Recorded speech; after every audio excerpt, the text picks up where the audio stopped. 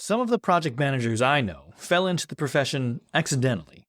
They were in the right place at the right time, and they just had the wherewithal to turn a challenge into an opportunity. The other project managers I know pursued the profession intentionally by taking courses, gaining certifications, and cutting their teeth in other roles within project teams to gain their experience. As for the rest of the project managers I know, well, they did a combination of both.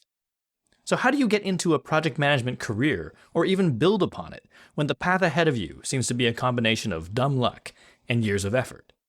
If you've been finding it harder to land a role as a project manager lately, keep listening. We're going to be discussing why getting a job as a project manager is different these days, as well as sharing our best tips for getting the attention of the company of your dreams.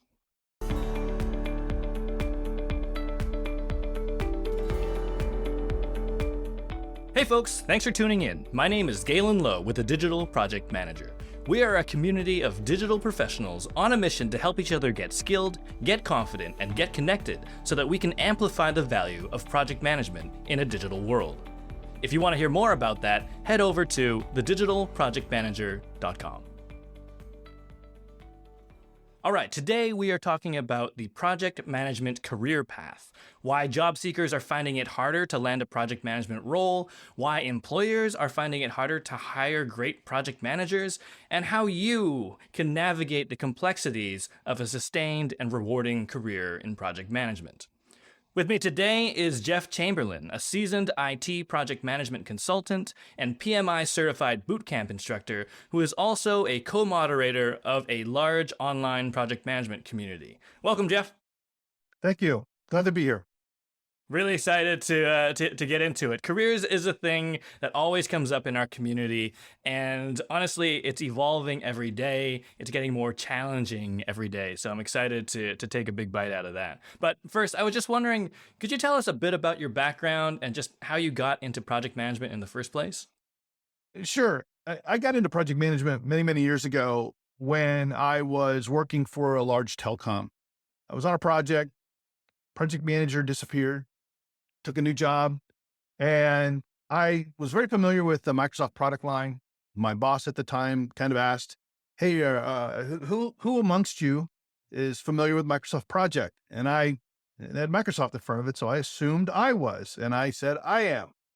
And I was then voluntold to be the project manager. Now, back in the day, I had to take, 14 disks loaded onto my laptop, and then I had this book that Microsoft provided that was yay big. And that's the only way I was able to figure it out. I worked with a great team. We jumped in, we got the work done, and that was my baptism by fire. So that's where I started. And it wasn't so traumatizing that you kept being a project manager. No, I was always kind of organized in my business life, maybe not so much my personal life, but I always had a methodology to my madness when it came to sorting things, whether it be email or easy to get tools or use. So it was a pretty logical step for me. At least I thought so at the time. From there, I became a little bit more formalized. I started as a tech writer. So documentation is huge in project management. And as I worked my way up into that company, I became a field engineer and then, kind of a de facto project manager. Later on, I took bigger roles within the realm, and I did, I worked for a consulting firm. I had my own consulting business for a while. I've done a lot of IT work. I was an IT manager for a while, IT director, and, learned a lot from that. And now I'm kind of a full-time project manager working for a project management consulting firm. And I do PMI certified boot camp trainings. I'm skilled in that aspect. And I recently also took their citizen developer program, which we can get into later. It's a whole other thing. So many things. I love that classic tumble into project management. Like sometimes I think project management finds you in some ways. It does. Now they have educational programs for it where you can get a degree in project management and you get started. And, that's not a bad way of doing it. But a lot of times it's the organic people that find themselves in project management that tend to do very well. I mean, it wasn't taught in the 80s and 90s when I was coming up. Not formally through college. It wasn't, like, hey, I want to be a project manager when I grow up. It was, it was computer science and math and engineering. So little bit. I definitely took a different path. No, that's it's super interesting. I love the tech writing background. I think you're right in terms of like there's some of these soft skills that blend into a project manager's skill set, which we will get into. If you don't know how to write, you're not going to live in this job. That's, and I tell people that all the time, including my kids. I mean, if you are in the habit of using text talk and tech in your writing, even in emails and quote informal communication, it's a bad habit that will break into your work world. And I tell people not to do that. That's a skill that a project manager has to develop, is writing. And it's key to success in this role. There you go. That's tip one.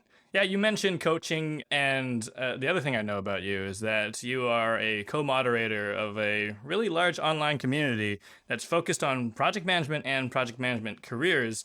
And as you mentioned, you do volunteer your time and you do one-on-one coaching for folks, especially folks who are trying to break into the industry. So I'm just wondering what makes it so important for you to give back to this craft that you tumbled into? When I was coming up as a project manager, there was really two apps out there. There was ProSci for the engineering and construction field, and then there was Microsoft Project. And there was Excel. And unfortunately, Excel is not a project management tool. It's really hard to do the work. And I had to figure out these formulas. I had to figure out how to not just figure out the core math, but I had to figure out how to make Excel do it. And if you've ever done that, it's easier to just pound your head against a wall. So what I try to do is, and that's just a small sample of what I call giving back. I don't want people to have to, push that noodle up a hill. I want people to be able to easily, do the role. And if I can do that through the fact that, hey, when I did this, I burnt my hand. So don't do this and you won't burn your hand.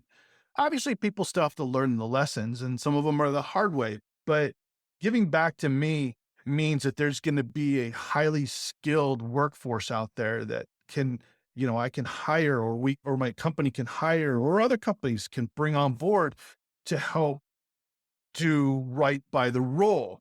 The other thing is when I started, project management was this, and I don't want to, back in the 70s, project management's been around forever. I mean, it's been around forever, but in the corporate world versus the government world, it's been less, tasty to them. It's an overhead function. It costs money, even though in the long run, it saves money. And that's hard to articulate. And that's one of the key things that I try to get people to understand is if you're a project manager and you're making $50, $100, $150,000 a year, you're costing the company. So every dollar you can help them save and then communicate that you've saved them money, it's a win. So back in my day, like I've said, it was hard to convince companies to even do project management, much less hire a full-time project manager. So the more I can get people to understand that, the more I can get people to successfully navigate these waters, the better off it is for the industry as a whole. PMOs are, in the commercial world, not a new thing, but a new-ish thing in the last 20, 25 years since I started. So it's great to have other people part of the world, which is why I like to give back. It's so interesting. Like, we are so philosophically aligned. I agree entirely with what you're saying. Like, it shouldn't be so hard that you have to figure everything out yourself as you go and learn everything the hard way. It is important to learn some things through experience. And, yeah, you're going to have your hand burnt, but it doesn't have to be every time. It's like this evolution of knowledge that, yes, project management has existed forever, but the way people have been learning it for a long time has just been, they get voluntold to lead a project and then they burn their hand and then they burn their hand on something else and they roll the noodle up the hill, right? And that's kind of been the path. And now there's just so much knowledge there. Yeah. And I really think that a lot of people kind of struggle with sharing information. And the challenge with that, in my opinion, is that you can't just keep things to yourself and expect things to improve. I rarely, I'm a pretty straightforward and blunt person. If I see somebody struggling or not doing something right, I will tell them. And I'm pretty direct about it. Sometimes it doesn't go over well, but honesty is the best policy. And with project managers, you grow thick skin. And when you're starting out, most people don't have that. So as somebody that's peer coaching, you need to help them with that. You need to prevent them from being punched in the face or failing, even though project management is a role of failure. It really is. We try not to make it a huge amount. We try to fail softly.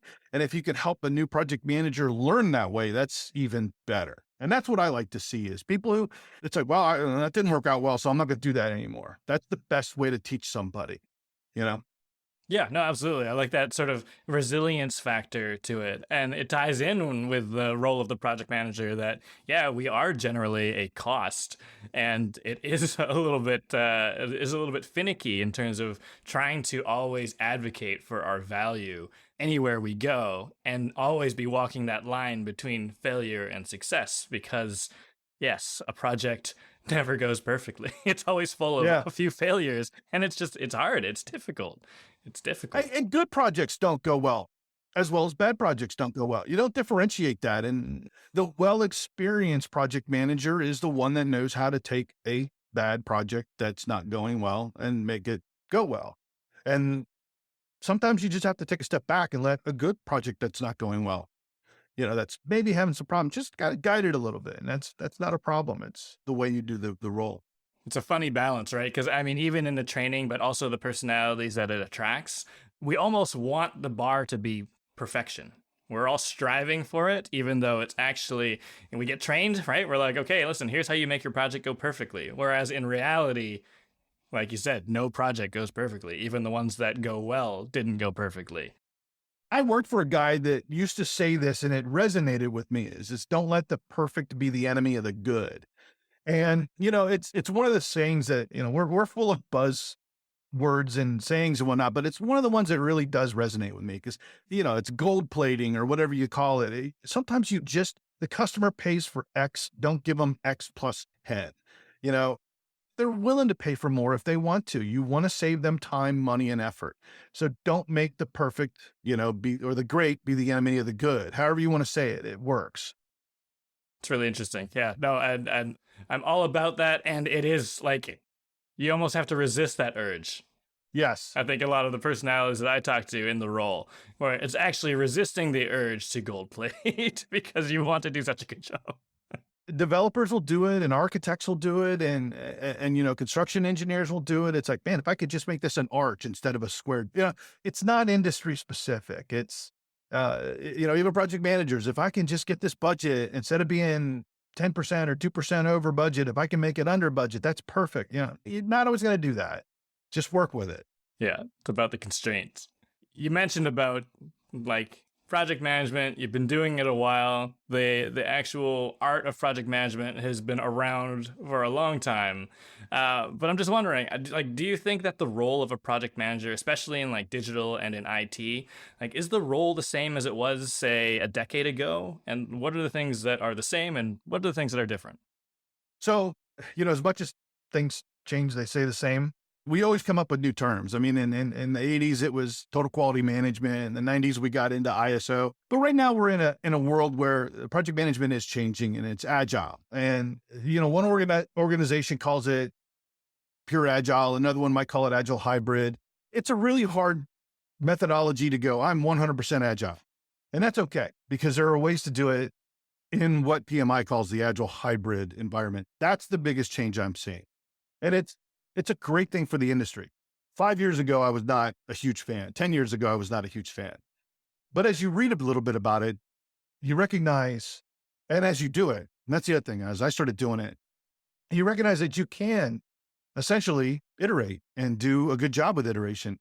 It wasn't until I had an agile coach point out to me that agile is a perfect methodology for scope creep. And when I say perfect, I mean, it's an environment designed for scope creep. If you think about it, that's what agile is. It's iteration, it's change, and it's being adaptive to those changes. So I think that that's the biggest change in project management, is that we're going into, and this really is well suited for software design, which is where a lot of things are being controlled right now. I think the thing that hasn't changed about project management is in the world of predictive project management. But a lot of people call it waterfall. That's not an accurate methodology statement when it comes to predictive. Waterfall is things that a task stops, the next task starts. You start with design, then you go to build and implementation, test, so on. Predictive is more of your old school waterfall, where you got these guys that are men and women that are managing schedules that have a critical path and tasks along that. And you've got to deal with stakeholder management and budget and all this other stuff. I think that does stay the same in a lot of industries. You can't build a bridge in an iterative fashion. You have to build the bridge. And, you can't get halfway across and go, you know what? I really wish this was one of those bridges that does this, no, I'm sorry. We've already planned it to be I'm not a construction guy. You can clearly understand that. So this bridge, versus, the kind that have like the Brooklyn Bridge, you can't change that mid path. Same thing with building a house. You have to have a good change management process. You can't have scope creep that affects version 1.0. And that's okay, because there's a need for that in this world.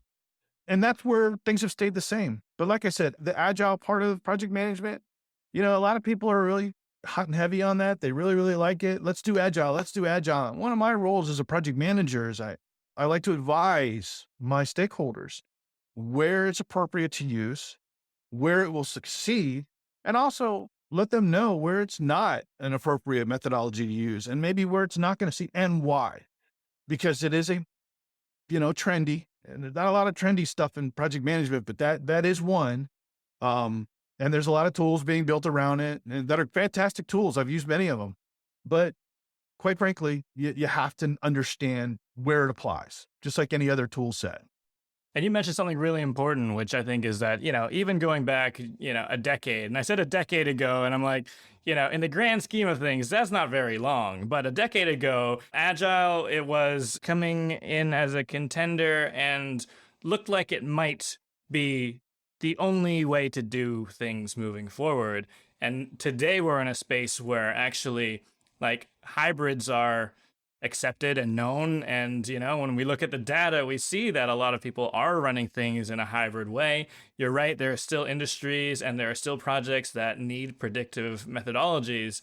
And in some ways, like, what I'm getting from this is that, actually the flexibility of methodology and like how we're approaching these things and how we're blending and how we're just trying to focus on just finding the right way to do something to have our project succeed versus like pick a camp and pick a textbook that you're going to like believe in and that's what you need to choose.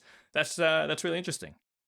Yeah, and that's why Agile Hybrid exists, because we have to get along, and there's no there's people out there that are old school and they want to manage things a certain way, and there are people that only understand the iterative way, and there's definitely a blend. I feel myself, I certified as a certified Scrum Master back in like 2011, just simply because I had a client that wanted it. And as I took the course, I understood it. I understood its benefits, and we did a couple of projects with it. It was not bad. Like I said, I wasn't a huge fan early on, but years later, I actually went to a PMI conference and somebody was telling me why they liked it. And again, she was a coach. She was an agile coach, and she was a Scrum Master as well, and walked me through it. And it was like, mind blown type of thing. It was, Right. It was really an eye opener for me. And that's kind of when I started recognizing there is a place for this in my toolbox, and I will use it. I love that. I want to come back to the value piece. Earlier, we were talking about the fact that, it's a bit of an uphill battle for project managers. We are a cost center. It's not always obvious how we are saving or making an organization money. Do you think that's changed at all? Do you think that's changing? Are people understanding the value of project management more, especially when, you can talk to any non-project manager and they will kind of know what agile is? Like, that's saying something. But is our value, like, is the perception of our value changing at all? Oh, definitely. When I got into this role, there was a diverse group of project managers, and they were typically engineers, somebody that just kind of was organized, kind of good with people, and they were the ones that managed the project. And then today we have companies like, well, my company's been around for a bit of time, but we have companies that have structured into PMOs. And then we have companies that have structured into structured PMOs. Like I know a company that has an IT PMO, and inside they also have an engineering PMO, and then they have a finance PMO.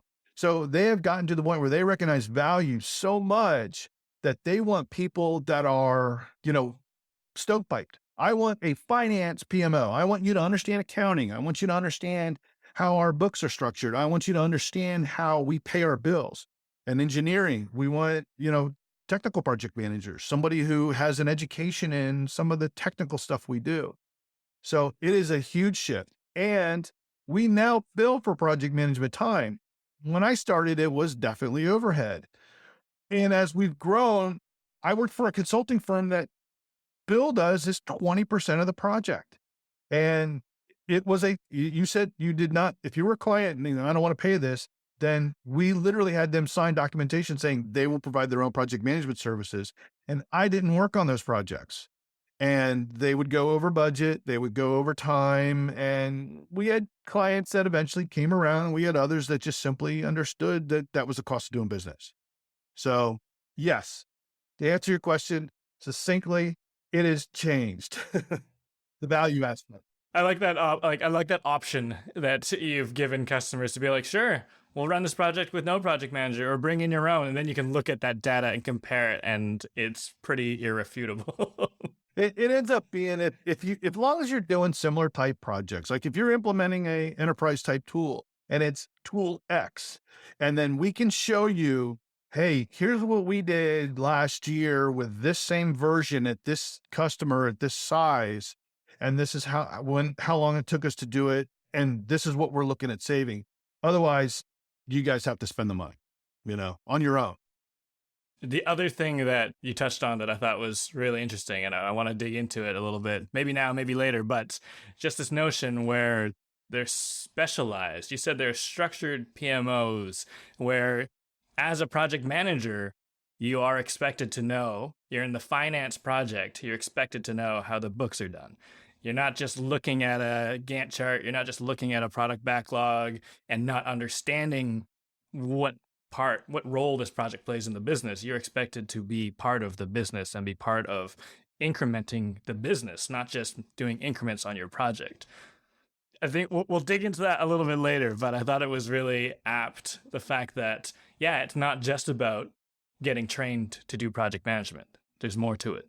It is a little bit of there's everything's a controversy in project management. There's drama everywhere, but the reality of it is, and we'll get into this, but the reality of it is there are two camps. You don't have to be a bridge builder to project manage a bridge building. You don't have to be a software engineer to build a piece of software. And we could discuss that. And I agree to that to a certain extent, but then I agree where the focus, where you have a focal point person, it's very helpful. So again, definitely let's re-explore that. Let's re-explore that. I wanted to take a little bit of a side quest because I know you do a lot of coaching, career coaching. I know you talk to a lot of folks who are trying to start their career as a project manager or who are interested in a career in project management, but are having trouble getting started. What's the biggest challenge you see job seekers looking for project management roles facing today, and what advice do you have for overcoming it? Yeah, there's two types of coaching I do. The one type of coaching I do is I like to bring people into, like that have project management experience and they want to go to the next step, which is certifying as a project management professional. I'm not shilling. I don't work for PMI. I am a certified trainer. When I coach people individually, I'm not acting as a representative of PMI. But there is a relatively complicated process in getting to the point of taking the certification test. And it starts with the application. One of the things I do is I walk people through their experience and I tell them, this is what you need to look at in your background and in your experience. Let's look at PMBOK 6 as a great example. Let's look at these 10 knowledge base areas. Where have you done these particular categories? Let's write them down. And then let's talk about the projects you've done. And then I help them apply. I have a way to help people do studying that is associated with the test. There's some really good material out there. Whether you go out to Udemy and you take the test prep, Or you look at the Rita Mulcahy books. She's, from a generational standpoint, she's been teaching project managers for a long time. She's passed on now, but her company still exists. They use a lot of the same methodologies and methods to teach. What's the difference between a methodology and a method? But they use the same techniques to train people on taking the test. And it's a lot bigger book on learning. So that's the one part. The other part I do is the hardest thing to do for a person wanting to get in the role is format their resume. It is so different to write a project management resume, even as a new person, than it is to write one for a developer or somebody who is an accountant. And the reason why I say that is a developer can say, these are the types of things I've done. I've done web development, or I've built apps that do this, and these are the languages I'm familiar with. With a project manager, you have to kind of put the proof in the pudding. And that is, this is my skill set. This is how I measured them. It's outcome based. I did this and it did this. It's sort of the percent, the dollar sign, and the clock, right? I saved you money as a percentage. I saved you money as a money, and I saved you time. And when you write your resume, people who may have worked retail, it's hard for them to say, I want to be a project manager, but I can tell them, retail's a hard job. You might have instituted an inventory system at your organization that at the end of the night, instead of having to count every widget, you just have a just-in-time delivery method. And that's a project that you did. And you can articulate that not only in your app, but on your resume. So the resume is the biggest barrier for most people. And when somebody comes to me, and I'm sorry that this is a lengthy explanation, but this is a huge impact. When somebody comes to me and they say, I put out 300 resumes and I'm not getting any interviews, I tell them, it's your resume. 99 times out of 100, it's your resume. And we need to look at that. So people will post resumes, and the community is very active. We've been there. We've had to we're project based. So a lot of times, many of us have been laid off. Me personally, I've been laid off like 4 times. It happens. But if you're a decent project manager and you have a good resume, you can get a job pretty quickly if you have a decent resume. The last time I had to change jobs, I was hired probably within 30 days. And simply, it wasn't 30 days to get the job. It took me, I put a resume in, and 30 days later, I started the job. So 2 to 3 weeks of that was onboarding, okay, let's get your background done. Let's get your fingerprinting done. Let's do this. Let's do that. So it is a process of looking at what's going wrong. And people just feel like, oh, I've got a good resume because the Career Center built it for me. I've implemented applicant tracking systems and I've helped build them. And I know if you upload a resume and it's got your picture on it and it's got 8 different colors and 3 different font choices and pipes and symbols and lines, it ain't getting read. I mean, it's just bottom line. I've written a lot about that to people. And once you take your resume and you turn it into something simple, something that a 1980s scanner can read, then you're going to recognize it'll be a lot easier to get to that hiring manager. So again, very lengthy explanation, but it's a big, big problem in the industry is getting people over that hump. Honestly, there's so many good things there. So even when you're talking about preparing to write the PMP exam, a lot of folks I talk to, they're like, I can't do my PMP. I don't have enough project experience. And it sounds like this catch-22. But then the other thing you said, which is that you might have project experience from working retail. And that is something that you can blend in. That is, it counts as exposure to project management or to projects, period. And you're bringing that relevant and adjacent experience into how you are getting certified or how you're training to become a project manager, and you're bringing that in.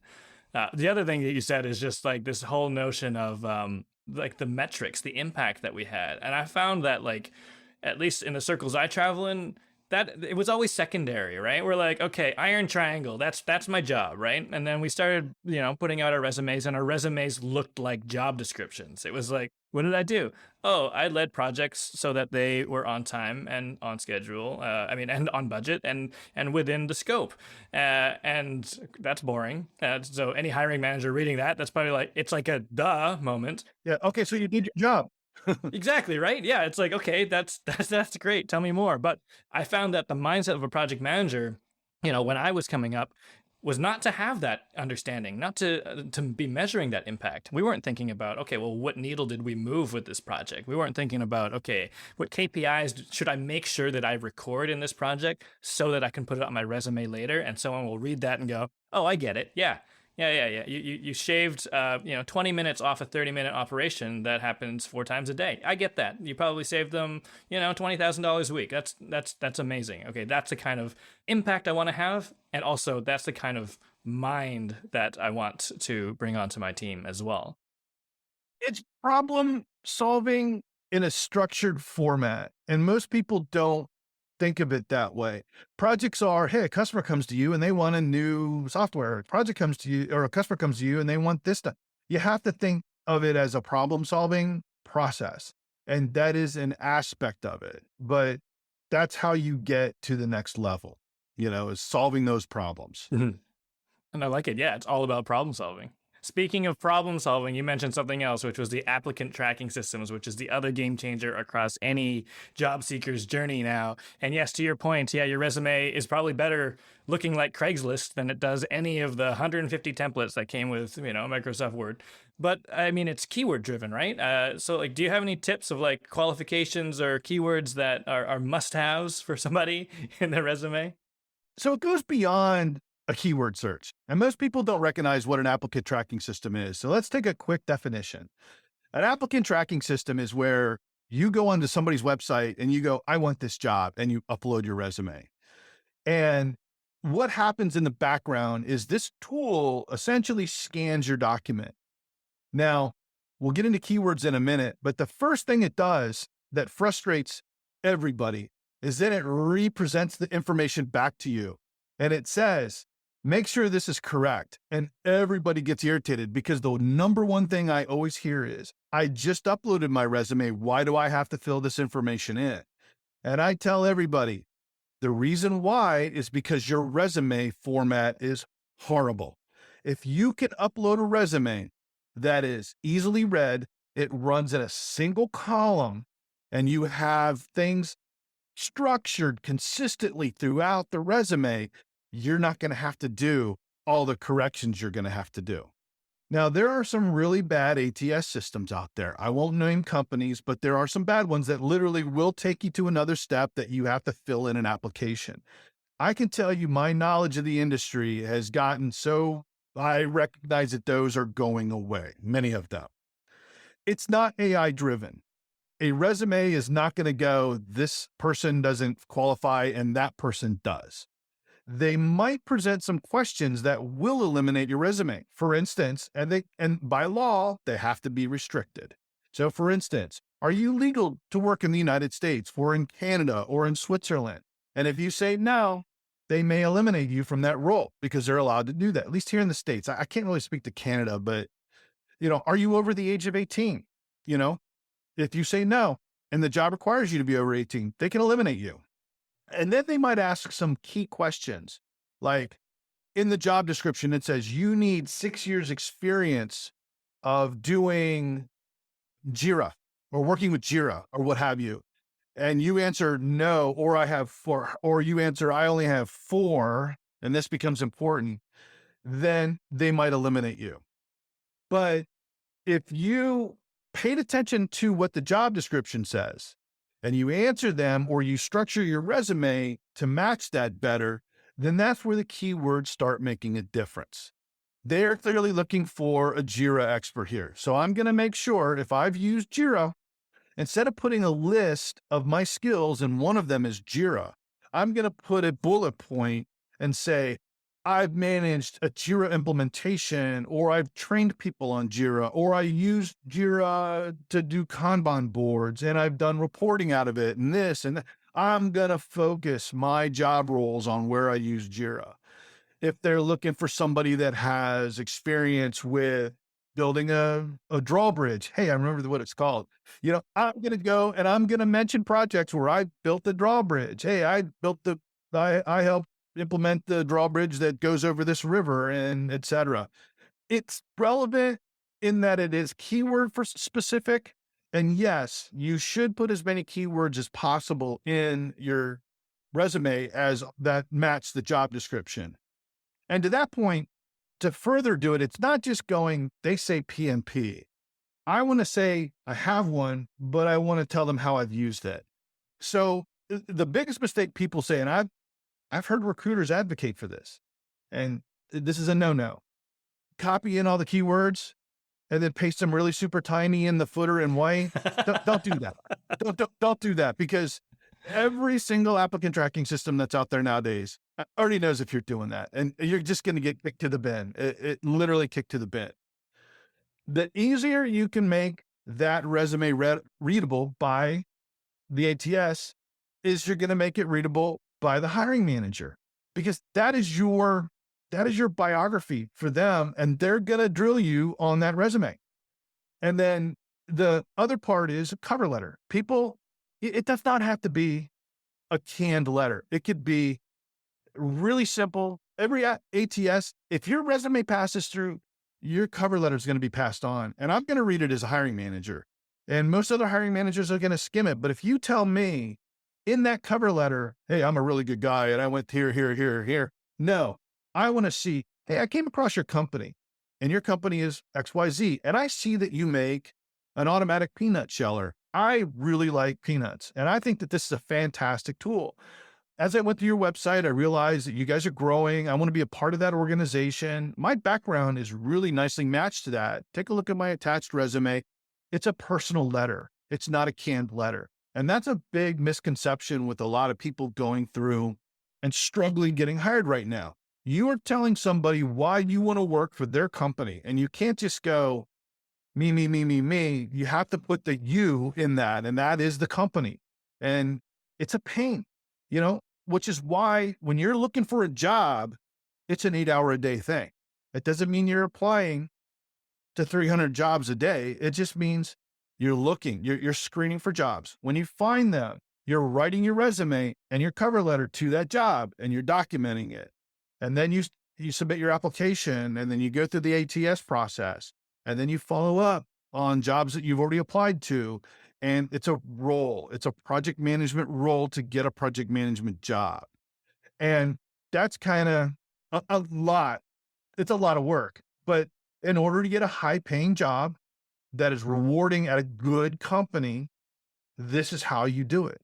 It's not just flinging them out on your phone. I mean, I see people doing that all the time, and it's like, you're not going to get a really good job just doing the quick apply through LinkedIn. It's great maybe if you have a good network and you can list out things, but it's not going to get you a great job. I love that. I love that. Like, one of the big challenges is some of the myths surrounding job seeking today. The myth that, you should just shotgun approach it because it's all going through an ATS, and you got to get by this filter, and sometimes it won't get through. So just apply for as many jobs as you can. Don't put too much time into it. But yeah, I mean, it resonates with me. My experience has been that taking the time to craft something and to show that you understand the business that you're trying to work within, and that you have done your research and you have thought about how you fit into the bigger puzzle and like their strategic plan and where they're trying to go. That's usually been where I've had the most success, even if it is a rejection, right? To be like, hey, listen, like, thanks for everything. Like, this is great. We just, we went in a different direction. But that's still better than just not receiving any response to a generic resume that I threw into a black hole. Yeah. And a lot of people kind of get hung up on the fact that maybe they don't have 5 years experience in a particular software, but they only have 4 years. That's okay. It's okay to say that, because what's going to happen a lot of times is they're going to look at resume to resume to resume, especially if they narrow you down. If that's one of the requirements, but not the main one, there may be another guy that has 7 years experience in that software, but it was 8 years ago. And it was when it was a desktop app, and now it's a SaaS type tool. If you've been working on it and it's been in the last 4 years consistently, but you don't have the 5 or 6 or whatever years experience they want, they're going to look at you before they look at that other guy. So it's often said that I'm going to make a gender statement here, that women do not apply, especially to technology companies, because they don't feel that they meet 100% of the qualifications. And men will just fling their, surgeon, yeah, I could do that. Whatever. I mean, there's a huge difference in the gender population and the way people apply. And the resumes that I've seen come across my desk that have been both now, and I did some project management recruiting, so that come from women that clearly have the skill set, but you could tell they were hesitant to apply. And then when you interview them, they feel shocked. It surprises me because it's the whole, if you don't play, you don't win. And there's so many people out there that have the skill set at 80% or 90%. And I would rather hire you than maybe somebody that has the equivalent, but their experience is older or not necessarily relevant to my industry.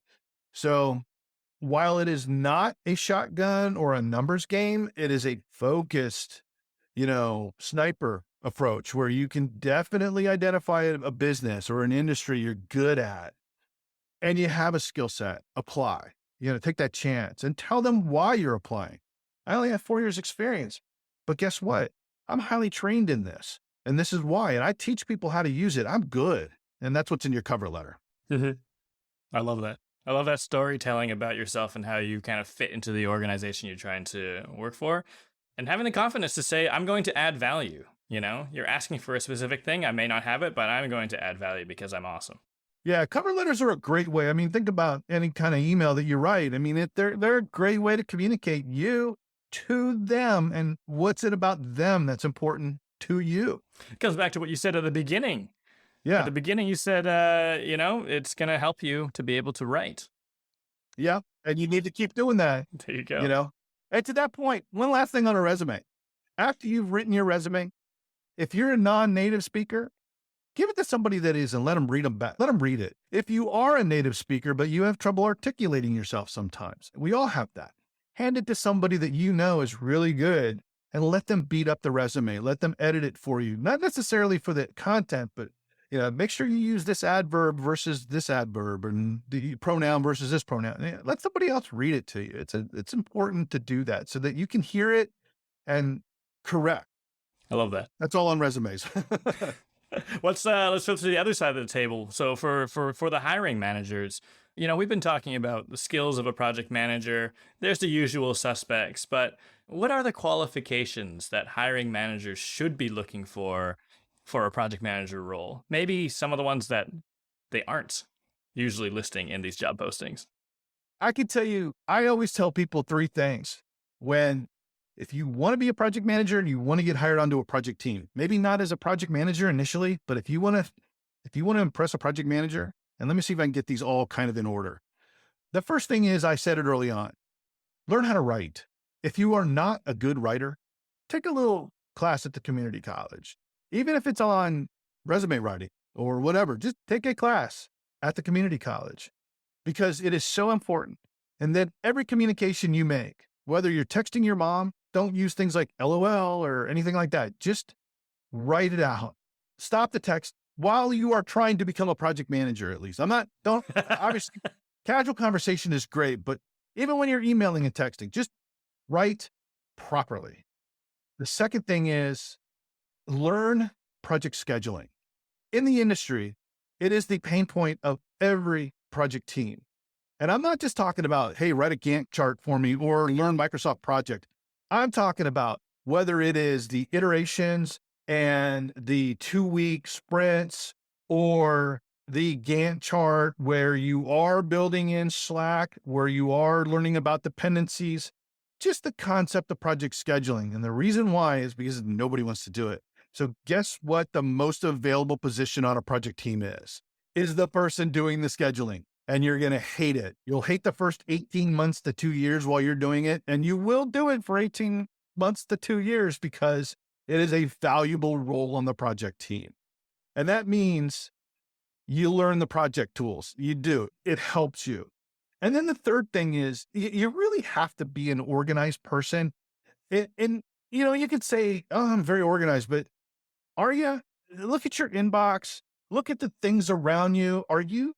Does everything have a home in your world? Are your emails, do you have 1,000 in your inbox and you still need to sort them into those little folders you created 2 years ago and you thought it was a good idea? Do you have automations in your world that help you do your job? Everything from Visual Basic to Auto Hotkey to, Power Tools and Power Query and things like that. Do you automate your life? And if you can answer yes to these three things, you're a pretty good start on being a project manager. You just need to learn the formalness of it. And yes, it's a stodgy crowd, oh, I need to deal with stakeholders. And it's okay though. Those three things will solve so many issues that pop up in a project manager's life that when you're interviewing a program manager or somebody in a PMO that runs a PMO, they're going to go, I can teach stakeholder management. I can teach budgeting. I can teach earned value management. But what they can't teach is those core skills that exist, the learning how to write, the being organized, and the project scheduling. I mean, you could teach project scheduling, but the reality of it is if you have somebody already ready to go and you could plop them in your project team and they know that, then you're better off. But I like that as like searching for a sensibility. If you're a hiring manager looking for a project manager, even if someone comes in through the door that looks underqualified, the things that are going to be, something you can work with and shape. It's going to be basically, you said, communicate well. Yep. You said, be ready to do a job that might not be the sexiest job, right? Yeah. Project scheduling. You can teach project scheduling, but I think what I heard was be willing to do the job that gets you in, be willing to do the work that makes things move forward. And the last one was just being organized. And I think that's also a sensibility as well that, you can train on top of if you're willing to put in the time.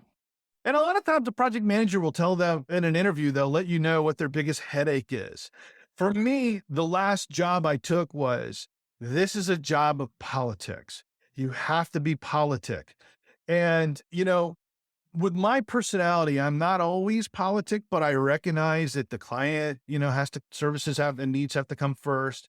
I recognize that, clients don't like to be misled. They don't like to be lied. And I will answer. I will tell the people I'm working with this is my personality. I understand. Obviously, you have to be nice. You have to be polite, but you want to give them good advice. That's what they're paying for.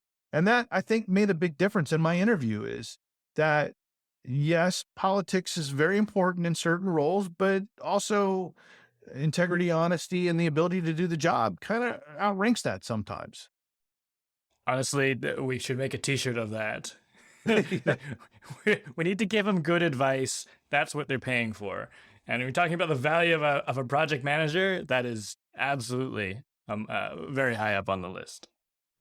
I wonder if we can dive into some of the tougher stuff. So I talk to a lot of people, probably you do as well. I talk to people who have a PMP, who have an MBA, some folks who have doctorates, and they're still being told they are underqualified for the roles that they're applying for. So do you think that hiring managers are starting to ask too much from a project manager role?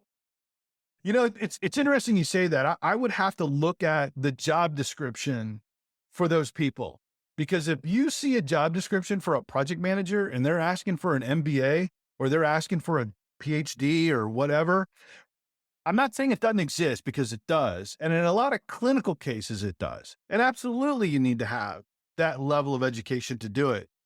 But if you're telling me that in order to help design your software, I need an MBA, I'm going to be very kind of questioning that. What I will say is if people are saying they're underqualified, I go back to the resume. What is your resume showing? Does it show that you maybe did project work, but you're spelling it out in a way that doesn't make it feel like project work? Again, let's go back to that retail worker. It's a fantastic opportunity. Retail, you have lulls and you have what they call in the weeds, right?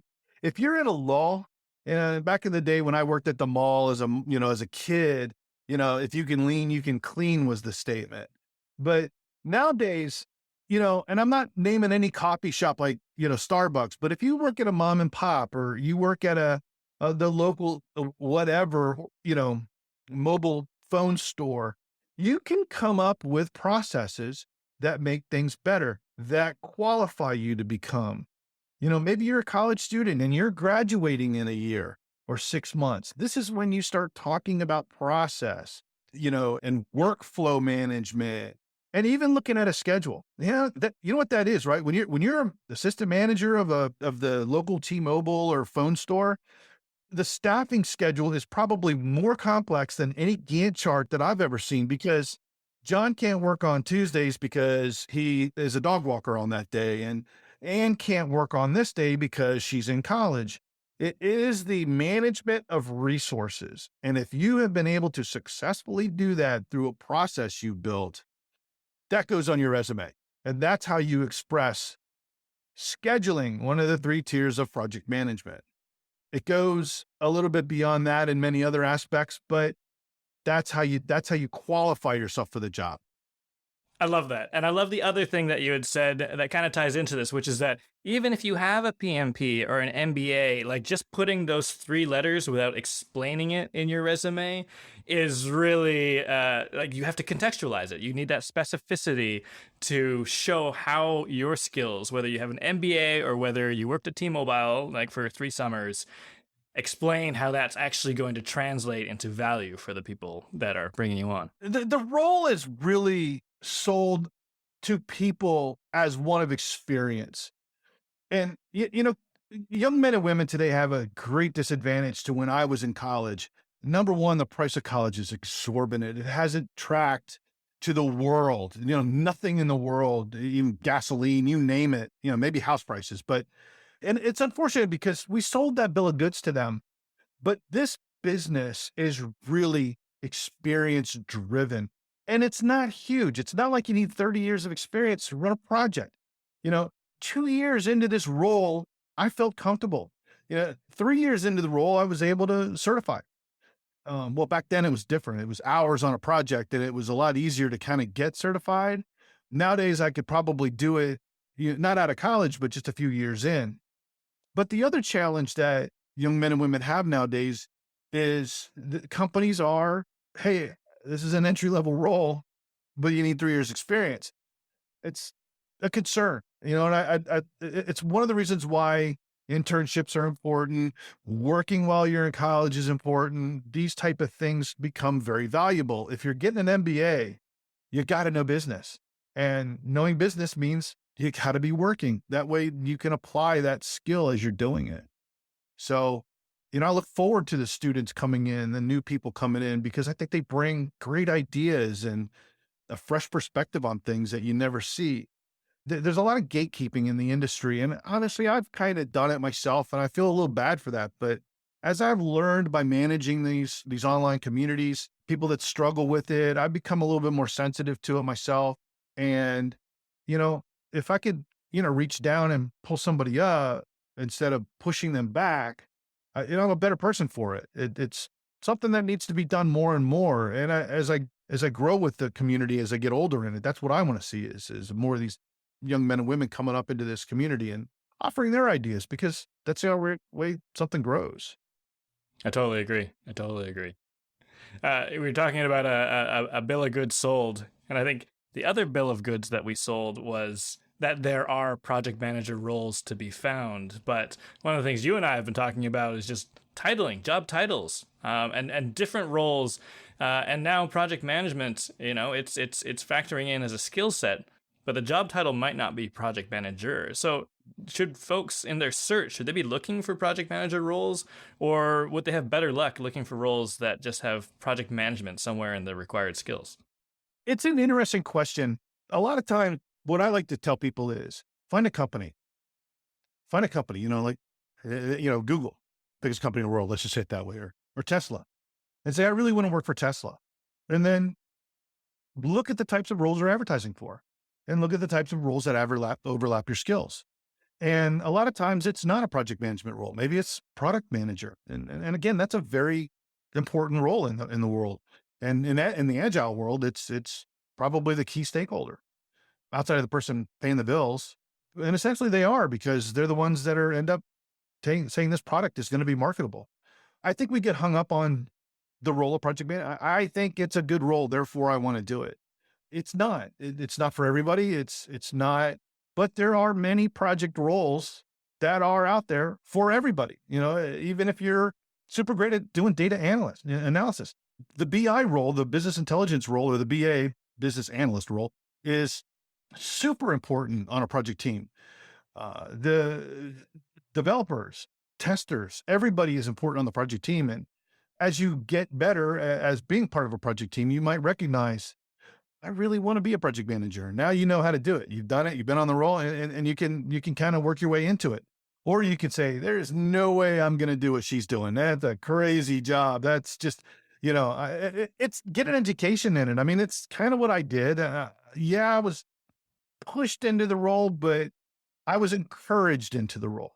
I was already in a lead role. I like managing teams. I like guiding people. I like doing this stuff. So I was young, and it was a young team, and we all were willing to learn and willing to kind of put away our egos, which is very unusual for a young male dominated industry like engineering and at the time. But we did a very good job with it, and that's how you get into it. So that's how I did it. And I grew into it. I've worked with many people who are the same way. So you just kind of have a strategy, find the company, find the organization or organizational type, and then go from there. I really like that notion of finding a company and seeing where you fit. I love that. Absolutely. Awesome. Jeff, thank you so much for your insights today. I loved all the stories. I loved the ground we covered, and we did cover a lot of ground. And I think our listeners will get a lot of value out of it. Thank you very much for inviting me. So what do you think? Are the qualifications for landing a digital project manager role getting to be a bit overbearing? Or is the role evolving at such a rate that the skill level and breadth of knowledge necessary to do the job has increased as well? Tell us a story. How have you gained project management experience outside of a formal PM role? And also, what's the weirdest thing that's happened to you when looking for a job as a project manager? And if you want to hone your skills as a strategic project leader, come and join our collective. Head over to thedigitalprojectmanager.com/membership to get access to a supportive community that shares knowledge, solves complex challenges, and shapes the future of our craft together. From robust templates and monthly training sessions that save you time and energy, to the peer support offered through our Slack discussions, live events, and mastermind groups, being a member of our community means having over 1,000 people in your corner as you navigate your career in digital project delivery. And if you like what you heard today, please subscribe and stay in touch on thedigitalprojectmanager.com. Until next time, thanks for listening.